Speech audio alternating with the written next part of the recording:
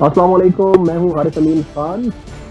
آج prime minister Imran Khan نے قوم سے خطاب کیا جو کسی طرح سے کچھ عجیب صورتحال ان کی بنی ہوئی ہے، خاص طور پر پنجاب کی صورتحال ہے وہ کافی جو ہے پریشانی کا باعث ہے، کافی جانی نقصان ہوا ہے، اور اس کے ساتھ ساتھ معیشت کو کافی نقصان ہے، اور جو مذہبی جماعتیں ہیں جو پاکستان اسلام کے نام پر بنا ملک ہے، تو یہاں پر کافی ذہنیت ہے لوگوں کے دلوں میں اور دماغ میں ہو رہی ہے۔ اسی ایک وجہ سے پرائم منسٹر عمران خان کو آج اپنی قوم سے خطاب کرنا پڑا، اور یہ بہت ضروری ایسا اقدام کیا۔ یہاں پر آ کر انہوں نے جب باتیں کی تو وہ کچھ باتیں کی، کیونکہ جو جواب ہے، جو موت ہے، جو حضور پاک صلی اللہ علیہ وسلم کے حوالے سے انتہائی انتہائی ایک ایشو ہے، کیونکہ اس کی جو ناموس رسالت ہے، بردار ہر کلمہ پڑھنے والا کا الگ ہے ناموس رسالت کا، اور اس میں کوئی اختلاف نہیں ہے۔ آج پرائم منسٹر عمران خان کی یہی بات واضح طور پر کہی کہ ہمارا موقف اور تحریک لبیک کا موقف یہ ہے کہ ہمارا طریقہ مختلف ہے۔ ہم سمجھانا چاہتے ہیں، جو بات کرتے ہیں وہ اس پر نہیں آ رہے، وہ مزید ہے کہ اگر ہم فرانس کے سفیر کو خارج کر دیتے اور بھیج دیتے، اس سے ان کو کوئی فرق نہیں پڑنے والا، لیکن بہت زیادہ فرق پڑنے والا ہے۔ وضاحت بھی پیش کی۔ پرائم منسٹر عمران خان کی ایک اور اہم بات جو اجلاس سے یہ کہی اپنا خطاب کہ تمام جو مسلم ممالک ہیں ان کا اس موقع پر ہونا انتہائی اہم ہے۔ اب یہ کس اہمیت کا حق ہے کہ تمام ملک ایک ہو کر اس ایجنڈے پر بات کریں، اس کا موقع دنیا کے سامنے پیش کریں۔ یہ ہم بھی دیکھتے ہیں آ رہا ہے کہ اگر پاکستان اکٹھا ہو کر آواز بلند کرتا ہے تو کوئی نہیں، اس کو ایکشن دینے والا کوئی نہیں ہے۔ دنیا جو ہے وہ مذہب کو لے کر اتنی سیریسلی ہے جتنی پاکستان اپنے مذہب کو لے کر ہم بہت ہی سیریس ہے، اور اپنا تن من جان لوٹانے کے لیے ہر وقت قربان رہتے ہیں۔ جو معاملہ ہے وہ باقی ممالک کے ساتھ نہیں ہے۔ تو اسی لیے اس معاملے پر کہ ہماری جو مسلمانوں کے جو احساسات ہیں سب بتایا جائے، اس کے لیے تمام ممالک کا ایک ہونا بہت ضروری ہے۔ بات یہ ہے کہ یہ امپورٹنٹ ایشو پر جو کسی بھی مسلمان کے لیے اس کی وضاحت کرنا بھی میں سمجھتا ہوں کوئی اس کو ایکسپلین کرنا بھی کوئی بڑی ضروری نہیں ہے۔ سب کی بھی کنڈر بات ہے کہ ایک ایسا ایشو ہے، ایسا معاملہ ہے جس پر بات کرنا، جس کے اوپر اسٹینڈ لینا ہمارے اوپر فرض ہے۔ تو اس پر باقی مسلم ممالک آخر کیوں خاموش ہے، اس کی کیا وجوہات ہے؟ صرف اکیلا پاکستان ہی کیوں کھڑا ہے؟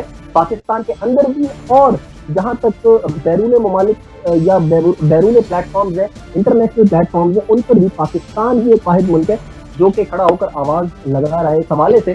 تو آج ہم اسی پر گفتگو کریں گے۔ مجھے جوائن کیا ہے جناب ساجد حسین شاہ صاحب نے، جو کہ شعبہ وکالت سے بھی جن کا تعلق ہے، جن کو قانونی نظریے سے بھی وہ ہمیں آگاہ کریں گے کہ آخر کیا اس طرح کے معاملات ہوتے ہیں، اور ایک بہترین اینکر ہے، تجزیہ کار ہے۔ بہت شکریہ آغاز ساجد شاہ صاحب پروگرام میں وقت دینے کے لیے۔ جی آپ کا شکریہ مدعو کرنے کا، بہت شکریہ۔ ساجد شاہ صاحب، ایک بنیادی سوال میں آپ سے یہ عرض کرنا چاہوں گا کہ جس طرح ہم جانتے ہیں کہ تحریک لبیک پر پابندیاں بھی کچھ لگا دی گئی، اس کے ساتھ ساتھ ان کو کل عدم بھی قرار دے دیا گیا۔ میں آپ سے یہ پوچھنا چاہتا ہوں کہ آخر کیا بنیاد ہوتی ہے، کیا وجوہات ہوتی ہیں کہ کسی بھی گروپ پر، کسی بھی تحریک پر آپ کل عدم کا ٹیگ لگاتے ہیں یا آپ کو لگانا پڑ جاتا ہے؟ آخر اس کی کیا بنیادی وجوہات ہوتی ہے کہ کون سے وہ جو فارمیلٹیز ہیں کہ وہ پوری کر چکے ہیں تو ان پر اس طرح کی پابندی عائد کر دی جائے؟ جی بسم اللہ الرحمن الرحیم۔ بڑا انتہائی اہم سوال، انتہائی اہم موضوع ہے۔ اس کے 3-4 فیزز ہیں، سٹیپ بائی سٹیپ اس پہ بات کرنے کی کوشش کروں گا۔ سب سے پہلے آپ نے جو سوال کیا ہے اس حوالے سے کہ کیا وجوہات ہوتی ہیں، ایسے کون سے گراؤنڈ ہوتے ہیں جس کے بعد کسی بھی تحریک کو بین کیا جاتا ہے، قلعدم قرار دیا جاتا ہے۔ آپ نے دیکھا پہلے ٹی ٹی پی کو بین کیا گیا، یا باقی سپاہی محمد تھی اس کو بین کیا گیا، سپاہی صحابہ جس کو بین کیا گیا، دیگر آلموسٹ 79 ایسی مذہبی اور سیاسی جماعتیں تھیں جن کو بین کیا گیا۔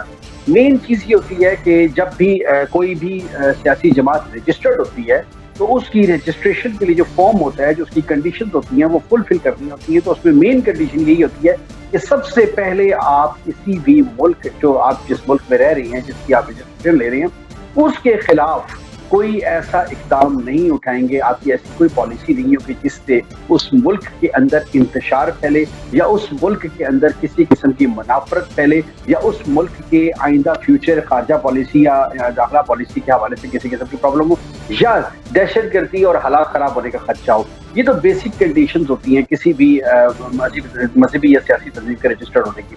اب جہاں تک ان کا معاملہ ہے، یہ ایسی کیوں ضرورت پیش آئی، یا ایسی کیا حالات واقعی بن گئے تھے جس کی وجہ سے ان کو بین کیا گیا، تو ہاں ایسی کوئی سچویشن کریٹ ہو گئی تھی. یہ ایک سیپریٹ چیپٹر ہے، یہ ایک سبجیکٹ ہے پورا کہ ایسی حالات کیوں بنے تھے، بننے چاہیے تھے، نہیں بننے چاہیے تھے، وہ کس کی غلطی تھی، کس کس کا شیئر تھا اس معاملے میں، اس کو یہاں تک پہنچانے کے لیے کہاں کہاں کس سے غلطی ہوئی. لیکن پریزنٹ جو سینیریو ہے اس کے اندر یس اس ٹائم یہ کنڈیشن آ چکی تھی کہ اس کو بین کرنا تھا. دیکھیں ہم خود اس چیز کو مانتے ہیں، یقیناً ہم میں سے کون ایسا ہوگا جو نبی پاک صلی اللہ علیہ وآلہ وسلم کے ناموس کے حوالے سے کسی قسم کی بات سوچ بھی سکتا ہے، کیونکہ ہمارا کلمہ ہے، ہمارا ایمان کا حصہ ہے، اس میں تو کوئی دوسری رائے نہیں ہے. اب دیکھنا یہ ہے کہ اس کو مس یوز کیسے کیا جاتا ہے. پاکستان میں 295C جو سیکشن ہے تعزیرات پاکستان کی، وہ اسپیسیفکلی موجود ہے اس حوالے سے کہ کسی کے مذہب کو نہ چھیڑا جائے، خاص طور پہ نبی پاک صلی اللہ علیہ وسلم کی جو ناموس کی ہے اس کی حفاظت ہم پر ذمہ داری ہے، اور اگر نہیں کریں گا تو اس میں ڈیتھ پنشمنٹ ہے، یہاں تک جو سزائیں موجود ہے. اب مسئلہ یہ ہے کہ تحریک کا نام لے کے، لبیک یا رسول اللہ کا نام لے کر آپ کسی کا گلا کاٹیں، کسی کے سر میں ڈنڈا ماریں، املاک کو بلا وجہ نقصان پہنچائیں، جو ٹی ٹی پی کرتی آئی ہے، تو وہ کسی صورت بھی قابل قبول نہیں ہے.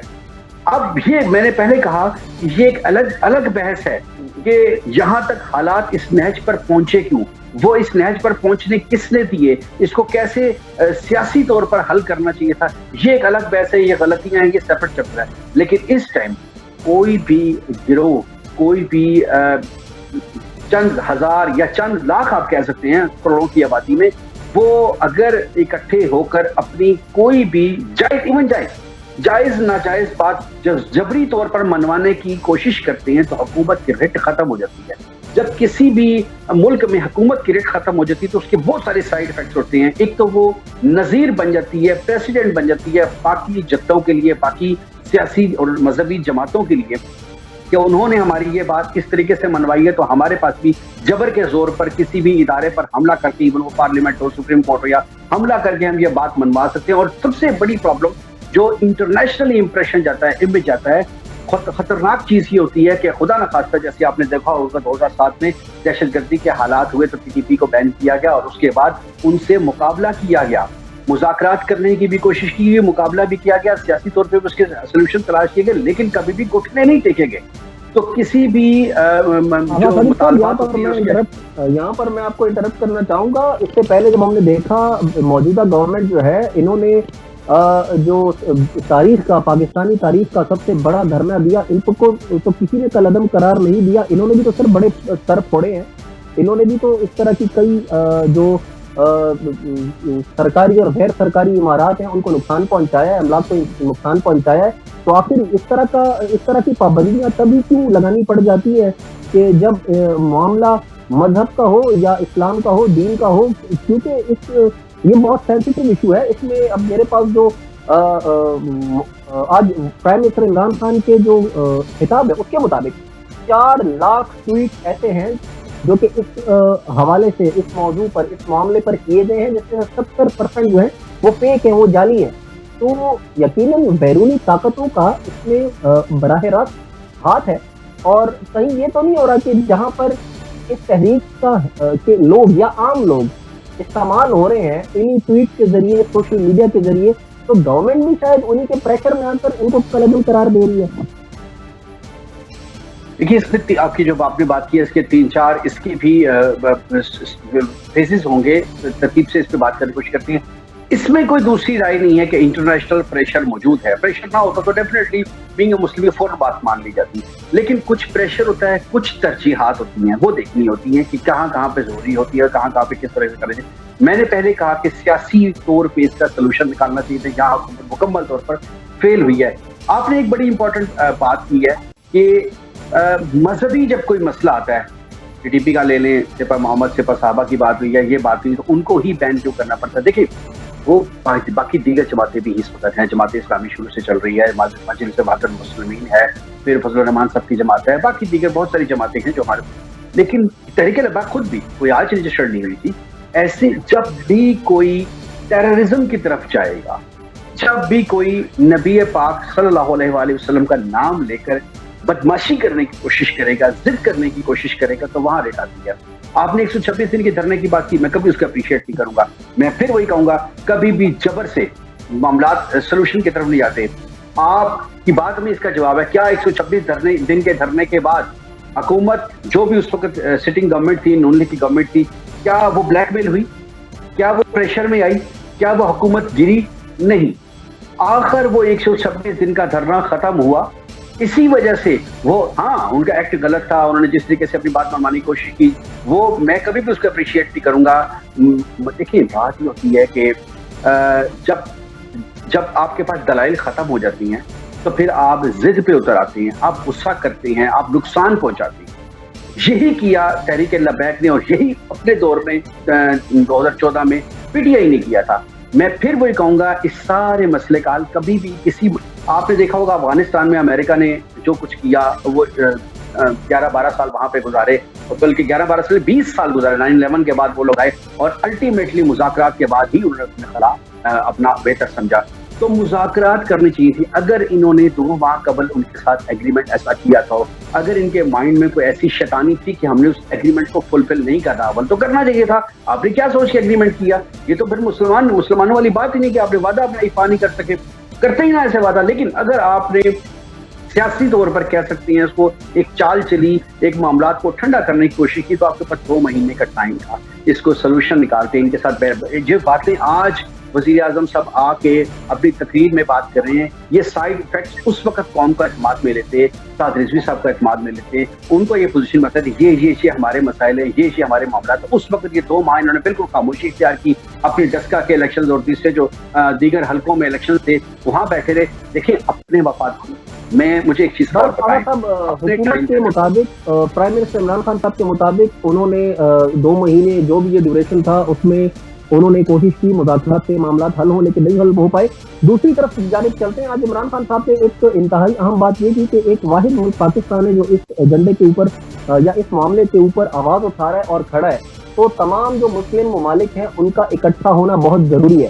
تو آپ کی نظر میں تمام جو مسلم ممالک ہیں ان کے اکٹھے یک آواز ہونے سے کس طرح کا پریشر بلڈ ہو سکتا ہے, اور وہ کتنی اہمیت کے حامل ہوگا کہ جب تمام مسلم ممالک ایک ہو کر اس موضوع پر, اس ایجنڈے پر بات کریں اور اپنی آواز اٹھائیں؟ دیکھیے اس میں کوئی شک نہیں ہے, اگر تمام ممالک اکٹھے ہوتے ہیں, یکجا ہوتے ہیں, تو ڈیفینیٹلی انٹرنیشنل پریشر ان کا بڑھنے کی بجائے مسلم کنٹریز کا پریشر بڑھ جائے گا. لیکن دیکھنا یہ ہوتا ہے کہ اپنے اپنے مفادات ہوتے ہیں. کیا ایران کو پاکستان نے اس قدر اعتماد میں لیا ہوا ہے؟ کیا کل جب ایران نے کہا تھا, جب ان کو سپورٹ کی جا رہی تھی دیگر کنٹریز کی جانب سے, ایران کی جو اٹامک پاور کے حوالے سے ان کے اوپر پابندیاں لگی تھی یا دیگر معاملات تھے, اس وقت کیا پاکستان نے ایران کو اس طریقے سے, ٹھیک ہے تھوڑا بہت کیا ہوگا, لیکن کیا اس طریقے سے سپورٹ کیا تھا؟ کیا ترکی اور مصر کے ساتھ پاکستان کے وہ معاملات, وہ طریقہ کار اس طریقے سے بحال ہیں ان کے آج جب یہ پہلے آج سے 3-4 سال پہلے جب یہ کارٹونسٹ والا معاملہ ہوا, فرانس کی طرف سے دیگر چیزیں ہوئی, کیا اس وقت باقی دیگر ممالک نے بائیکاٹ کیا, شور مچایا, کوشش کی؟ اس وقت انہوں نے سپورٹ کیا, اس ٹائم ان کی خاموشی کا انہوں نے مظاہرہ کیا. تو آج ان کو منانے میں یقیناً یہ ایسا کاز ہے کہ ان کو منانا نہیں پڑے گا, نہ منانا چاہیے, یہ کاز کے لیے سب کو اکٹھا ہونا چاہیے, لیکن وہ چیزیں کاؤنٹ تو کرتی ہیں, وہ چیزیں یاد تو رہتی ہیں. تو بہرحال اس میں کوئی دوسری رائے نہیں ہے کہ ہماری خارجہ پالیسی انتہائی ناکام ہے. اس گورنمنٹ کے دوران ہمارے جو ایکسٹیریئر منسٹرز ہیں وہ اپنا ورکنگ ڈیلیور کرنے میں انتہائی ناکام ہے. دنیا میں ہم مکمل طور پر اکیلے ہو چکے ہیں، امپورٹس ایکسپورٹس ہماری ختم ہو چکی ہیں، ہمارے پڑوسی ہمسایہ ممالک ایون چائنا کے ساتھ ہمارے وہ ریلیشنز نہیں ہیں جو ہم سے کچھ عرصہ قبل ہوا کرتے تھے، ان کو ہم پر اس طریقے سے ٹرسٹ نہیں رہا ہے. تو یہ ہماری ناکامیاں ہیں، ہماری غلطی ہیں جس کی وجہ سے ہم اس قدر بیک ٹو بیک جا رہے ہیں. تو ہمیں اس چیز کو تسلیم کرنا ہوگا. اب بھی اگر عمران خان صاحب یہ کہتے ہیں کہ میں نے اسلامو فوبیا، وہاں پر بہت زیادہ خوف ہے ان کو، اور میں نے جگہ جگہ جس فورم پر اپنی آواز اٹھائی ہے، اب بھی اگر یہ سیریس ہو جائیں، اپنی آواز اٹھائیں، دیگر ممالک کے ساتھ بات کریں، تو اس میں کوئی شک نہیں ہے. مسلمان کے پاس جو ایمان کی طاقت ہے، سب سے بڑی بات، خوف کس چیز کا ہوتا ہے؟ سب سے زیادہ انسان کو خوف مرنے کا ہوتا ہے، اور مرنے کا کوئی خوف نہیں ہے. جب جہاں پر مسلمان کے پاس مرنے کا خوف نہیں ہوگا، طاقت ہوگی، خوف ختم ہو چکا ہوگا، تو پھر کسی چیز کی پریشانی نہیں ہوگی، پرابلم نہیں ہوگی. لیکن بات یہ بھی درست ہے کہ اکیلے کچھ بھی نہیں ہے. اگر آپ یہ کہیں کہ ہم اکیلے فرانس کا اور یورپی یونین کا مقابلہ کر لیں گے، ان کے ساتھ ہم آنکھیں کھول کے آنکھ میں آنکھ ڈال کے بات کریں گے، تو یہی چیز غلط ہو رہی ہے. میں سمجھتا ہوں یہاں پر عمران خان صاحب کچھ ٹھیک کر رہے ہیں. آغا صاحب، آپ نے بالکل ذکر کیا کہ جو ہماری فارن پالیسی ہے، یا اس طرح کے جو ہماری ٹریڈ کے حوالے سے آپ نے بات کی، تو وہ بہت ویک ہے. عمران خان صاحب اس کو مینج کرنے میں شاید ناکام ہے.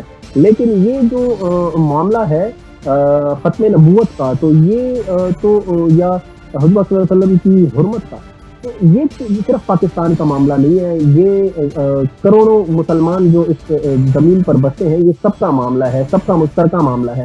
وہ مسلمان چاہے پاکستان میں بستا ہو، ہندوستان میں بستا ہو، یا اس کا تعلق دنیا کے کسی بھی کونے سے ہو، تو اس کو اس بات سے تکلیف پہنچتی ہے، اور شدید تکلیف پہنچتی ہے. اور وہ جب کچھ اس طرح کے معاملے میں کچھ نہیں کر سکتا، تو وہ خود کو بہت کمزور اور بے بس بھی سمجھتا ہے. تو اس حوالے سے آپ نہیں سمجھتے کہ اپنی جو مفادات ہیں، اپنی جو پالیسیز ہیں، اس سے بالاتر ہو کر، کیونکہ اگر ایران کھڑا ہوگا اس معاملے پر، تو وہ کوئی پاکستان کے ساتھ اسٹینڈ نہیں لے رہا، وہ خود کے لیے اپنے ایمان کے ساتھ کھڑا ہے. اگر اس پر ترکی جو ہے، ترکی جیسا ملک کھڑا ہوتا ہے، تو وہ اپنے لیے اسٹینڈ نہیں لے رہا، وہ اپنے نبی کی حرمت کے لیے کھڑا ہے. اس کے میں جب پاکستان اسٹینڈ لے رہا ہے، تو وہ بھی کسی اور کے لیے نہیں، بلکہ اپنے نبی کی حرمت کے لیے کھڑا ہے. تو کیا ایسی وجہ ہے کہ یہ سب اکٹھے نہیں ہو رہے ہیں؟ حالانکہ اس میں ٹریڈ کا میری نظر میں کوئی لینا دینا نہیں ہے. میں آپ کو کوشش کروں گا کہ ایک ایگزامپل کے ذریعے اس بات کو سمجھانے کی کوشش کروں گا. سب سے پہلی بات یہ ہے کہ جب بھی آپ کسی سے ٹکر لیتے ہیں، مقابلہ لیتے ہیں، مقابلہ کرنے کی کوشش کرتے ہیں، سامنا کرتے ہیں، تو پہلے خود کو مضبوط کرنا ضروری ہوتی ہے.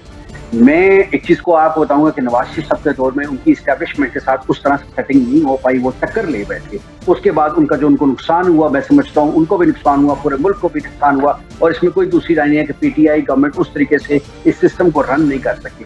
اب اسی طریقے سے دیگر کنٹریز ہیں. آپ نے دیکھا 1999 میں جب اٹامک پاور پاکستان بنا، تو بہت ساری پابندیاں لگا دی گئی، انٹرنیشنل فیس کیا پاکستان نے، ایک ٹائم گزرا اور آپ وہ ساری چیزیں دور ہو گئی. ایران نے جب اناؤنسمنٹ کی تو اس وقت ان پر بھی پابندیاں لگی، لیکن انہوں نے بھی اس چیز کو انٹرنلی فیس کیا اور سب کچھ کر دیا. تو اس ایشو کے اوپر بھی اگر پابندیاں لگتی ہیں تو کوئی حرج نہیں تھا. پابندیاں لگ جاتی تو کیا ہو جاتا کہ یہ مر جاتے، یہ نہیں مرتے. ہمارا تو ایمان ہی ہے کہ روٹی کا وعدہ جو ہے، کھانے کا وعدہ جو ہے، وہ اللہ پاک کی ذات نے کیا، وہ آپ کو ملے گی. تھوڑی سی مشکلات وقتی ضرور آتی ہیں، لیکن کچھ عرصے کے بعد معاملات ریزالو ہو جاتے. لیکن بات پھر وہی ہے کہ اس گورنمنٹ کا ہوم ورک بالکل نہیں تھا. اس گورنمنٹ کی باقی دیگر آپ اکنامیکل سچویشن دیکھ لیں، وہ یہ تو کہہ رہے ہیں کہ ہم نے گروم کیا، ہمارے یہ چیزیں سامنے، لیکن ابھی تک کوئی آؤٹ پٹ کو ڈلیوری سامنے نہیں آئی. اسی طریقے سے فورن افیئرس کے حوالے سے بھی اس قدر نالائکی کا مظاہرہ کیا جا رہا ہے، یا اس قدر یہ گورنمنٹ فیل ہوئی ہے کہ انٹرنلی 2 مہینے کا جب ٹائم تھا، ایگریمنٹ ہو گیا تھا، اس کے بعد یہاں پر بیٹھ کے مذاکرات کرتے، اپنے آپ کو مضبوط کرتے، ان کے ساتھ بھی ایون فورن افیئرس پہ کام کرتے. فورن جو اسلامک کنٹریز ہیں جو آج یہ بات کر رہی ہیں کہ میں ان سے جا کے بات کروں گا، ان کو جو فرانسیسیوں کو سمجھاؤں گا کہ جی آپ ہمارے چیزوں کا مذاق نہ اڑائیں، اور ہمیں اس چیز کے یہ نقصانات ہو رہے ہیں، ہم یوں کریں گے، اور اسلامک کنٹریز کو متحد کروں گا. تو آج سے پہلے ان کو یاد نہیں ہے کہ لازمی یہ سٹیپ آ جانا تھا، خون کی ہولی یہاں پر کھیلی جانی، تو پھر ہماری آنکھیں کھلنی تھی، یہ کرنا چاہیے تھا. میں کہتا ہوں آپ نے جو بات کی ہے کہ دیگر کنٹریز کو اپنے پرسنل انٹرسٹ دیکھنے چاہیے، میں یہ کہتا ہوں کہ وہ جس قابل ہیں، جس طرح کی ہیں، وہ کر رہے ہیں. آپ نے دیکھا کہ ترکی نے کیسا ریئیکٹ کیا اس ایشو کے اوپر، ایران نے کیسا ریئیکٹ کیا، مصر نے کیسا ریئیکٹ کیا، جتنی جس کی کنڈیشن ہے. لیکن ایسے ریئیکٹ کرنا کہ آپ خود کچھ نہیں ہے، سمپل ریئیکٹ کریں گے، آپ سمجھ سکتے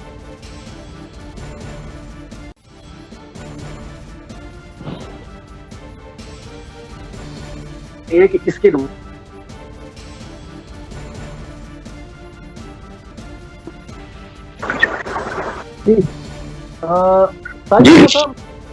دیکھیں ایک اہم بات کہ اس موضوع پہ تو چلے ٹھیک ہے کہ ہمارے جس طرح سب نے ریئیکٹ کیا متحد ہونا بہت ہی امپورٹنٹ ہے، بہت ہی ضروری ہے.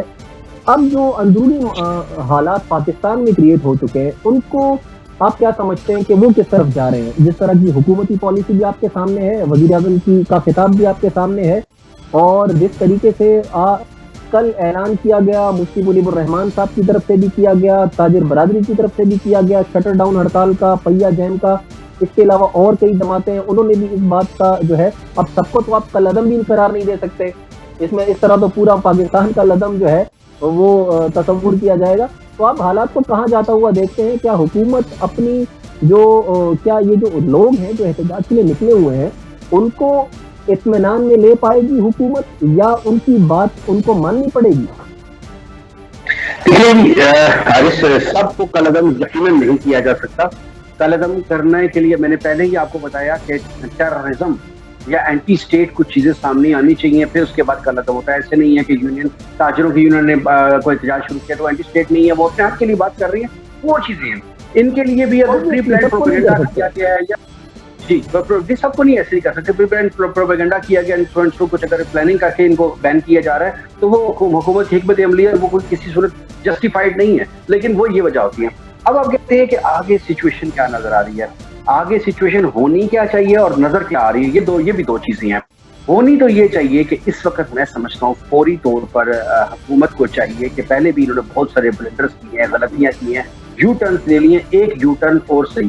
اس وقت ان کے ساتھ بیٹھ کے مذاکرات کریں، ان کے ساتھ سولوشن کریں، کیونکہ ظاہر ہے بہت ساری شہادتیں اس طرف بھی ہو چکی ہیں، اس طرف بھی ہو چکی ہے، مسلمان کو مارا ہے، دنیا میں جگ ہسائی ہو رہی ہے بلا وجہ کی. کوئی وہ مطلب ایسا یقیناً ناموسی سمجھ جائے بہت بڑا ایشو ہے، لیکن انہوں نے بلا وجہ سے مراد دیا کہ ان لوگوں نے جنہوں نے یہ شیطانی کی ہے انہوں نے اتنی بڑی شیطانی بھی نہیں کی، اور جس کو ہم سنتے آ رہے ہیں ففتھ جنریشن باہر ہوگی، اور بڑی کامیابی کے ساتھ انہوں نے وہاں بیٹھ کے ایک چٹکلا چھوڑا اور یہاں پر ہماری خون کی ہولی شروع ہو گئی. تو میں سمجھتا ہوں کہ اس وقت فرانسیسی سفیر کو نکالنا اگر ان کے بس کی بات نہیں ہے، یا یہ سرخ نہیں لے سکتے ہیں، یا پاکستان کی معیشت کے حوالے سے ان کے پاس جسٹیفیکیشنز اینڈ آرگیومنٹس ہیں، تو اس وقت ان کو بیٹھ کے سنبھالیں، ان کے ساتھ مذاکرات کریں. ایک دفعہ پھر جیسے شیخ رشید صاحب کہہ رہے ہیں کہ ہمارا تیسرا دور مذاکرات کا چل رہا ہے، تو یہ دور پہلے شروع کر دیتا. لازمی آپ نے سب کچھ آنکھیں دکھانی تھی اور بدماشی کرنی تھی. اینی وے یہ کریں، اور اس کے بعد سیاسی طور پر سیاست دیکھیں. پھر وہی بات ہے، عمران خان صاحب جذباتی انسان ہیں، ضدی انسان ہیں، وہ جو سوچ لیتے ہیں وہ کر لیتے ہیں، اور سیاست میں کہیں جذبات، کبھی آپ نے عزیز زرداری صاحب کو کبھی غصے میں دیکھا ہے، نواز شریف صاحب کو کبھی غصے میں دیکھا ہے. سیاست جو پرانے کھلاڑی ہیں سیاست کے حوالے سے وہ کبھی جذباتی فیصلے نہیں کرتے، انہوں نے جذباتی فیصلے کیا، ان کا نقصان پورے ملک کو ہو رہا ہے. تو یہ تو نہیں ہونا چاہیے. لیکن ابھی تک جو اسٹل کنڈیشن نظر آ رہی ہے، اب تیسرا فیز کہ جو اسٹل کنڈیشن نظر آ رہی ہے، اسٹل کنڈیشن میں یہ مذاکرات کی طرف جا رہی ہیں، لیکن ابھی بھی مجھے تو شدید خطرات نظر آ رہے ہیں، ملک کے اوپر منڈلاتے ہوئے نظر آ رہے ہیں، کیونکہ اپوزیشن جماعتیں جو ہیں ان کو تو عمران خان صاحب اور ان کی گورنمنٹ پہلے سے کھٹک رہی تھی، اور ڈے فرسٹ سے کہا جا رہا تھا کہ 6 مہینے حکومت نہیں چلے گی، سال نہیں چلے گی، 4 مہینے چلے گی، اور اس قدر عمران خان صاحب کی پوزیشن پارلیمنٹ کے اندر مضبوط بھی نہیں ہے. تو اب دیکھا یہ جائے گا کہ اب لیٹسٹ جو اپوزیشن جماعتیں ہیں وہ ان کے ساتھ کس طریقے سے جڑتی ہیں اور ان کو سپورٹ کرتی ہیں، اکنامیکل بھی سپورٹ کریں گی، ان کو سیاسی طور پر بھی سپورٹ کریں گی، اور بہت ساری چیزیں ایسی ہوں گی.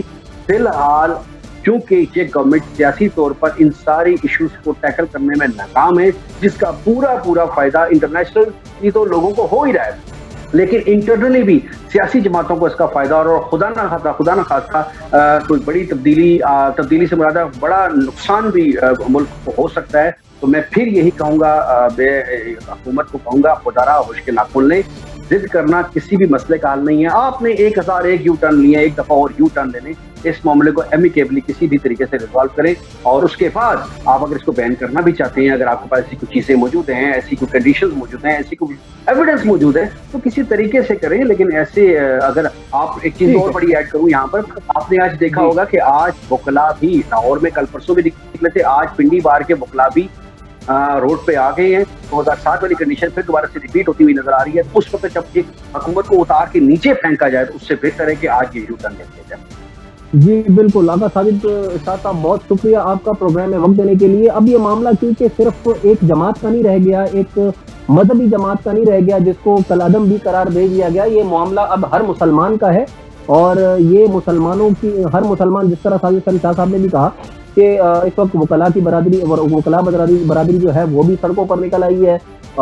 جو تاجر برادری ہے انہوں نے بھی کال دے دی ہے شٹر ڈاؤن کی. مفتی منیب الرحمان صاحب نے بھی کل اعلان کیا تھا، اور بھی کافی علماء ہیں جنہوں نے یہ بات کی، اور عام لوگ بھی نکل رہے ہیں. تو اس معاملے کا فوری حل بہت ہی ضروری ہے.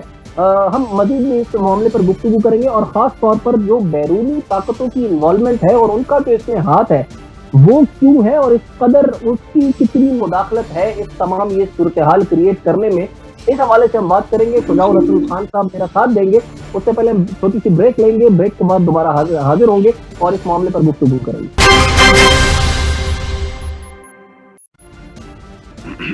ایک بار پھر خوش آمدید.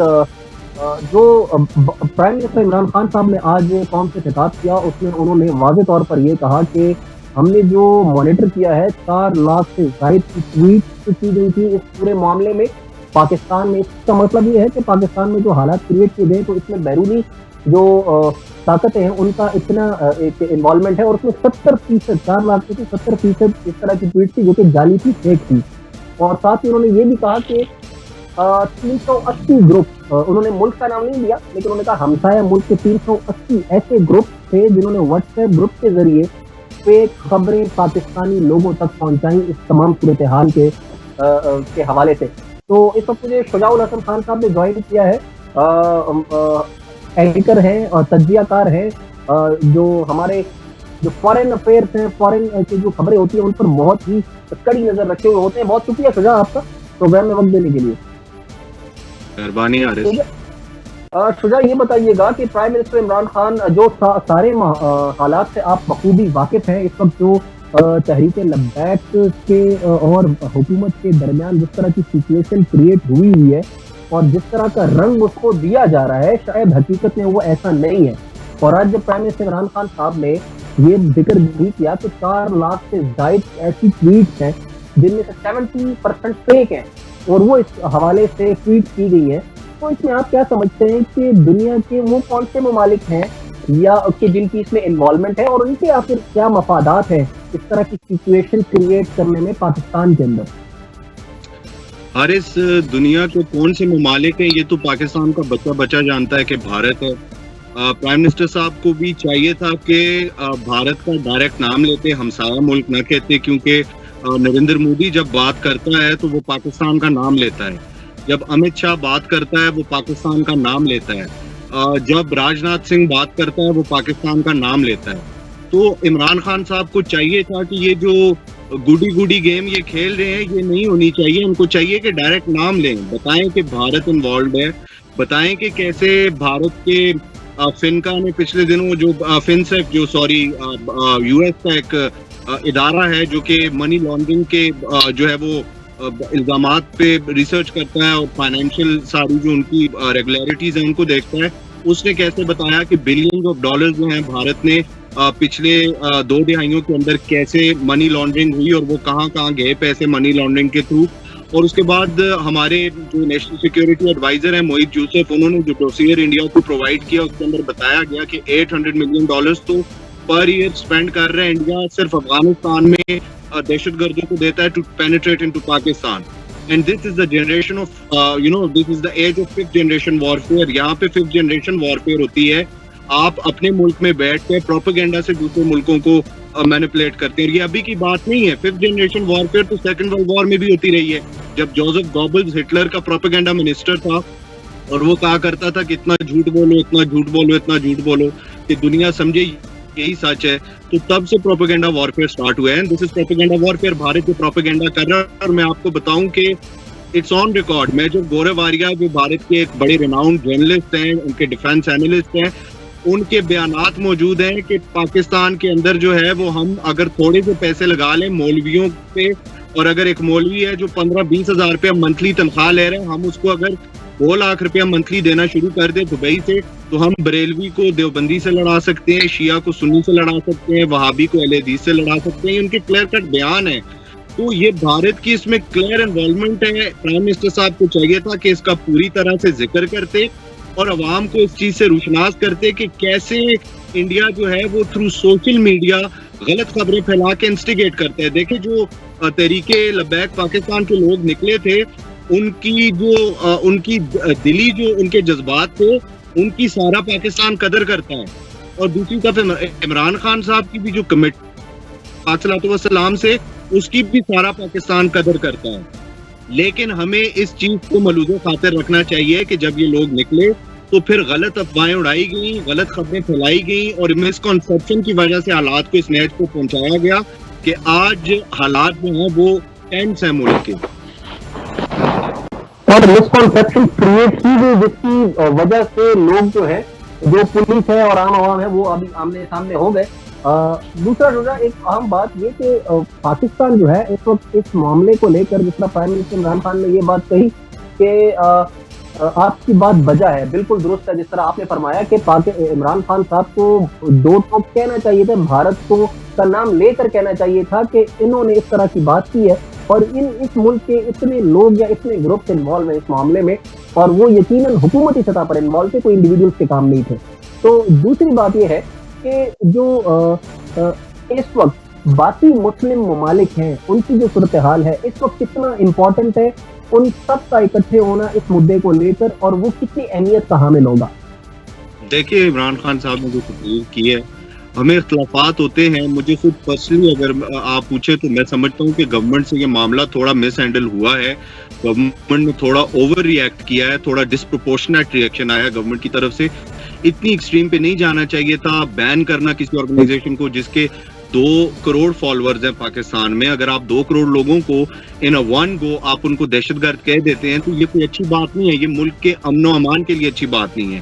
اور وہ بریلوی مکتبہ فکر سے تعلق رکھنے والی ایک تنظیم ہے, اور عمران خان صاحب کو شاید یہ پتا ہوگا کہ 70% پاکستانی جو کہ کم و بیش 14 سے 15 کروڑ بن رہے ہیں, 14 سے 15 کروڑ پاکستانی جو ہیں وہ بریلوی مکتبہ فکر سے تعلق رکھتے ہیں. جب آپ ان میں سے 2 کروڑ لوگوں کو دہشت گرد ڈکلیئر کر دیں گے تو اس کے بعد باقی لوگوں کا بھی فال آؤٹ آئے گا. آپ نے دیکھا کہ جو مفتی منیب الرحمان صاحب ہیں ان کا بھی اس کے اوپر بیان آیا ہے. تو میں یہ سمجھتا ہوں کہ ڈسپروپورشنیٹ ریئیکشن تھا. لیکن جو بات کی جا رہی ہے جناب آپ کے جو ٹی ایل پی کے لوگ ہیں ان کی طرف سے, دیکھیں رسول پاک صلی اللہ علیہ وسلم سے ہماری جو کمٹمنٹ ہے وہ ہر بندے کی کمٹمنٹ جو ہے وہ سب کے سامنے ہے. ہم سب کی جانیں رسول پاک صلی اللہ علیہ وسلم پہ قربان. لیکن آپ جب کہتے ہیں کہ فرانس کے ایمبیسڈر کو آپ بھیج دیں گے واپس, تو فرانس کے ایمبیسڈر کو واپس بھیج کے کیا توہین رسالت ختم ہو جائے گی؟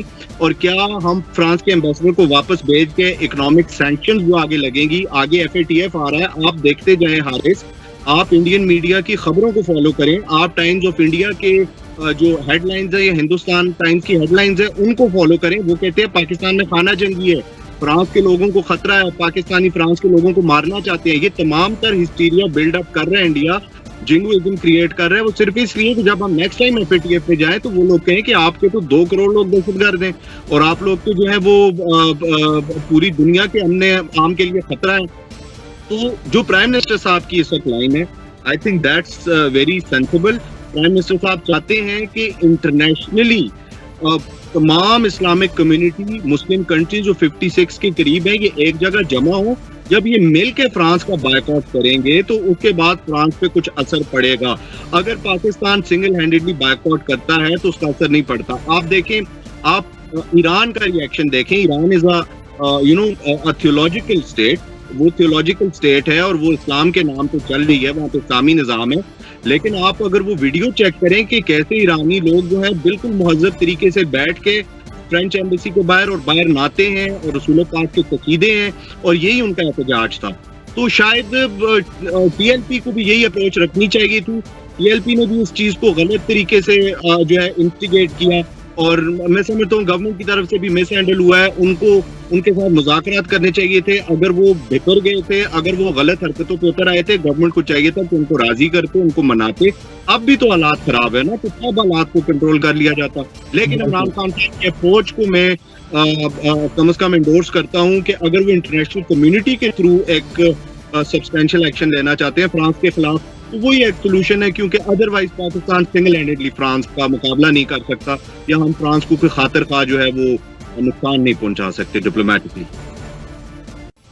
ठीक, शुजा, अब जिस तरह आपने भी ये जिक्र किया तो नंबर 2 बातें यहाँ पर जन्म लेती है, सवाल जन्म लेते हैं कि अब अगली जो हिकमत अमली होगी पाकिस्तान को लेकर और इंटरनेशनली लेकर, क्योंकि सिर्फ इस बात पर सोचना कि पाकिस्तान के हालात को बेहतर बनाने के लिए अगली हिकमत अमली हुकूमत की क्या होगी, उनको किस तरह जो है तहरीक लब्बैक के लोगों को, इनकी लीडरशिप को डील करना होगा ताकि मामलात नॉर्मल होने की तरफ आए।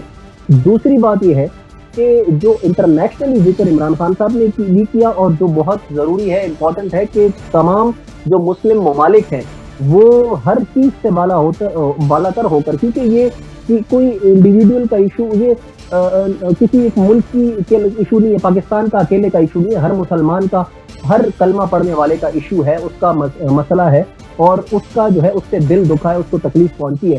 तो उनका इकट्ठा होना, उसके लिए कौन सा फॉरम ज़रूरी है, क्या तरीक़ेकार ज़रूरी है, और यहाँ पर लीडिंग किरदार मौजूदा जो लीडरान हैं, तमाम जो भी मुस्लिम ममालिक हैं, उनमें से कौन ये किरदार अदा कर सकता है? देखिए, पहले तो एक जमा हुए थे 3 लीडर्स, हमारे महातीर मोहम्मद साहब थे मलेशिया के, और रजब तैयब एर्दोगान साहब थे और इमरान खान साहब थे। महातीर मोहम्मद साहब तो जो है वो हुकूमत से अलहदा हो गए, अब इमरान खान साहब और रजब तैयब एर्दोगान साहब हैं, ये लीड कर सकते हैं। बाकी अरब कंट्रीज को रिएक्शन शो करना पड़ेगा, अरब कंट्रीज को ओन करना पड़ेगा इस तमाम तर सिचुएशन को, तब जाके कोई चेंज आ सकती है। और मैं समझता हूँ कि अगर ये अरब कंट्रीज के साथ मिलकर इमरान खान साहब कोई अगर लायामन तय करते हैं और कोई हिकमत अमली बनाई जाती है, तो कुछ बईद नहीं है कि फ्रांस जो है अपनी इन तमाम तर कार्रवाइयों से बाज आए। हमें एक चीज़ हारिस याद रखनी होगी कि देखिए, I accept that we have diplomatic limitations and we have all the red lines that we have to follow, लेकिन हमें ये भी याद रखना चाहिए कि फ्रांस के प्रेसिडेंट ने अपने कुछ सहाफियों को डिफेंड करने के लिए उन्होंने किस हद तक रसूल पाक सल्लल्लाहु अलैहि वसल्लम के खिलाफ होने वाले तौहीन आमेज़ खाकों को इंडोर्स किया। तो हमें बीइंग मुस्लिम्स और हमारे लीडर्स को बीइंग मुस्लिम, हमें कम से कम अपने प्रॉफिट को डिफेंड करने के लिए भी किसी एक्सट्रीम तक जाना होगा। शायद उनके सहाफियों से हमारे नबी की इज्जत मुकद्दम है। और दूसरा, अरे देखिए, we have to go black and white, कोई ग्रे लाइन नहीं है, हमें ब्लैक एंड वाइट को डिफरेंशिएट करना होगा। टीएलपी की तरफ से एग्रेशन थी, टीएलपी का जो तरीकाकार है ये रसूल पाक का तरीकाकार नहीं है। वायलेंस रसूल पाक सल्लल्लाहु अलैहि वसल्लम की जिंदगी में मैंने कभी नहीं सुना कहीं पे भी हुआ, लेकिन जो गवर्नमेंट ने मिस हैंडल किया है वो भी एक रियलिटी है।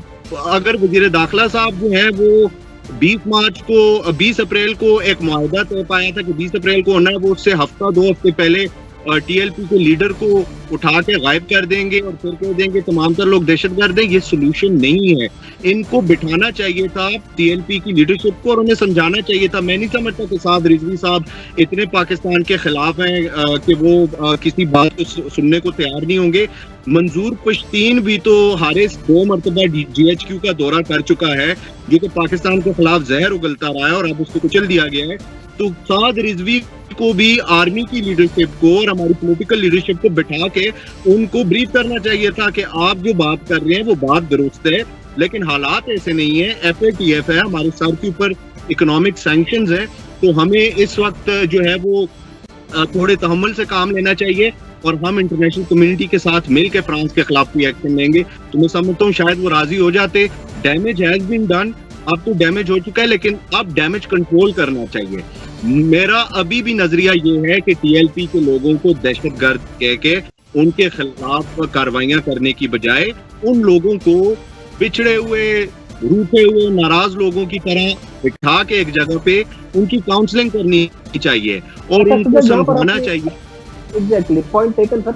आप ये बताइएगा कि जिस तरह आपने भी जिक्र किया कि कल अदम करार दे देना टीएलपी को, ये मसले का हल नहीं है, तो अब जिस तरह मुफ्ती मुनीबुर रहमान साहब ने भी ऐलान किया है, ताजिर बरादरी ने अलहदा से ऐलान किया है, आज जो है जो एडवोकेट्स की कम्युनिटी है, वकला की कम्युनिटी है, उन्होंने लाहौर में वो लोग भी सड़कों पर निकले हैं नामूसे रिसालत के लिए। تو آپ کیا سمجھتے ہیں کہ اکیلے ٹی ایل پی کو تو آپ نے کل عدم قرار دے دیا, آپ ہر پاکستانی کو تو اس طرح کل عدم قرار نہیں دے سکتے نا, یا آپ ہر پاکستانی کل عدم قرار دے دیا جائے گا. کل کو شجاع الحسن روڈ پہ نکلے گا, شجاع الحسن بھی کل عدم قرار دے دیا جائے گا, حارث امین نکلے گا, اس کو بھی قرار. تو کیا ان کو کل عدم قرار دینا درست فیصلہ تھا حکومت کی طرف سے؟ میرے انداز سے حارث دیکھے کل عدم قرار دینا انتہائی غلط فیصلہ تھا, اور شاید ڈیسپریشن میں انہوں نے کیا ایسا, لیکن ان کو نہیں کرنا چاہیے تھا. دیکھیں حارث, ہمیں ہسٹوریکلی دیکھنا ہوگا, جب بے نظیر بھٹو صاحبہ شہید ہوئی بیک ان 2007, تو 3 دن جو پورے پاکستان میں دھما چوکڑی تھی, اور ٹرینوں کو آگ لگائی گئی, بسوں کو آگ لگائی گئی, بینک لوٹے گئے, لوگوں کی دکانوں کو نظر آتش کیا گیا, لوگ مارے گئے, اس تمام تر دنگے فساد میں پیپلز پارٹی کو دہشت گرد تنظیم کہا. جب نون لیگ نے مناج القرآن میں لوگوں کو جو ہے لوگوں کے اوپر حملے کیے, لوگوں کو شہید کیا بیریکیڈز کے تنازع کے اوپر, کیا نون لیگ کو کسی نے کہا کہ یہ دہشت گرد تنظیم ہے؟ جب عمران خان صاحب خود تشریف لائے, اسلام آباد میں تشریف لائے, انہوں نے دھرنا دیا 126 دن کا, جن 4 حلقوں پہ انہوں نے وہ تمام دھرنا دیا تھا, وہ 4 حلقے بعد میں ثابت ہو گیا کہ ان میں کوئی دھاندلی نہیں ہوئی تھی, اور وہ نون لیگ ہی جیتی, وہ بعد میں انڈورس ہو گیا. لیکن ان 4 حقوق کا وہ تمام تر ایشو لے کے جب مرکز میں آئے, 126 دن دھرنا دیا, جاوید ہاشمی صاحب روکتے رہے, اس کے باوجود پھر حملہ کیا گیا, پارلیمنٹ کے اوپر حملہ کیا گیا, سپریم کورٹ کے ججز کے رستے روکے گئے, 126 دن وہاں پہ لوگ موجود رہے. عمران خان صاحب نے کہا کہ میں آئی جی کو پھانسی لگا دوں گا. وہاں پہ ایک نیکوکارا صاحب ہوتے تھے پولیس کے آفیسر, ان کے جو ہے منہ سے خون بہ رہا ہے, ان کے چہرے سے خون بہ رہا ہے, وہ زخمی ہو کے وہاں سے واپس آئے. عمران خان صاحب نے اپنے بل کو آگ لگائی, لوگ آ کے سول نافرمانی کریں, یعنی کہ اس سے کلیئر تو بیان ہو نہیں سکتا. اس کے باوجود گورنمنٹ نے ان کو دہشت گرد نہیں کہا. کیوں؟ کیونکہ یہ دہشت گردی نہیں ہے, یہ آپ کی ریسنٹمنٹ ہے, آپ شو کر سکتے ہیں. عمران خان صاحب نے 4 حلقوں کے لیے شو کی, سعد رضوی نے رسول پاک کی ناموس پہ شو کر دی. لیکن املاک کو نقصان پہنچانا, لوگوں کی املاک کو نقصان پہنچانا, لوگوں کے روزمرہ کی معاملات میں رکھنا پیدا کرنا, یہ رسول پاک کا شیوا نہیں ہے, چاہے عمران خان صاحب کریں, چاہے سعد رضوی کریں, چاہے زرداری صاحب کریں. تو میرے خیال سے ان کے اوپر پابندی نہیں لگانی چاہیے تھی. یہ اجلت میں فیصلہ ہوا, اور مجھے لگتا ہے یہ ریورس ہو جائے گا, کیونکہ 2 کروڑ دہشت گردوں کو آئی ڈونٹ تھنک کہ پاکستان برداشت کر پائے گا. بہت شکریہ شجاع الحسن خان صاحب آپ کا قیمتی وقت دینے کے لیے. جس طرح گورنمنٹ نے ایک کلعدم قرار دیا ہے اس تنظیم کو, ٹی ایل پی کو, اور تو یہ یقیناً ایک بہتر عمل نہیں ہے, اچھا عمل نہیں ہے. یہ جس طرح شجاع صاحب نے بھی بڑے کلیئرلی الفاظ کہے کہ آپ جو ہے 22 کروڑ عوام کو کلعدم قرار نہیں دے سکتے, کیونکہ ہر پاکستانی, ہر مسلمان تیار ہے ناموس رسالت کے لیے, روڈ پر نکلنے کے لیے, اور اپنی جان لوٹانے کے لیے.